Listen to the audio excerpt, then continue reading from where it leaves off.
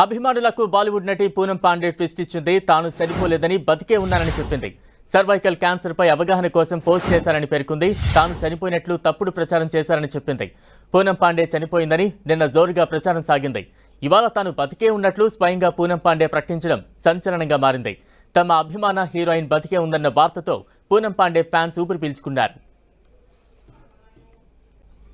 నటి పూనం పాండే తాను బతికే ఉన్నానంటూ కూడా సోషల్ మీడియాలో వీడియో పోస్ట్ చేయడం ఇప్పుడు వైరల్ గా మారింది. తాజా అప్డేట్స్ అందించేందుకు మా ప్రతినిధి గోపి సిద్ధంగా ఉన్నారు. గోపి, బాలీవుడ్ నటి మోడల్ పూనం పాండే మృతి చెందిందని చెప్పి అందరూ భావించారు. కానీ ఆవిడ బతికే ఉన్నానంటూ ఈ రోజు ఇన్స్టాగ్రామ్ లో పోస్ట్ చేయడం జరిగింది. ఒక వీడియోని పోస్ట్ చేశారు. కేవలం సర్వైకల్ క్యాన్సర్ తో ముఖ్యంగా బాధపడుతున్న వారికి ఒక అవగాహన కల్పించేందుకు మాత్రమే ఈ విధంగా చేశాను. ఎవరినైనా బాధ పెట్టుంటే తనను క్షమించండి అంటూ కూడా ఈ వీడియోలో పేర్కొనడం జరిగింది. సర్వైకల్ క్యాన్సర్ కి వల్ల అనేక మంది, లక్షలాది మంది చనిపోతున్న పరిస్థితి ఉంది భారతదేశంలో. అయితే దీనిపైన అవగాహన లేక చాలా మంది మదన పడుతూ కూడా చనిపోతున్నారు.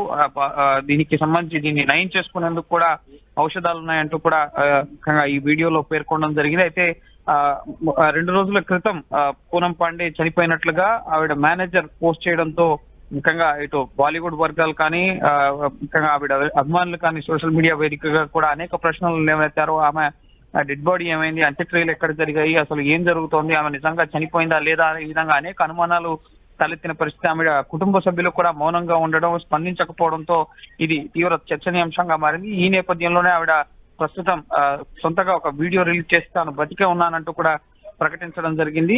సర్వైకల్ క్యాన్సర్ పై అవగాహన కోసం ఈ విధంగా పోస్ట్ చేశాను, వీడియో పోస్ట్ చేశాను.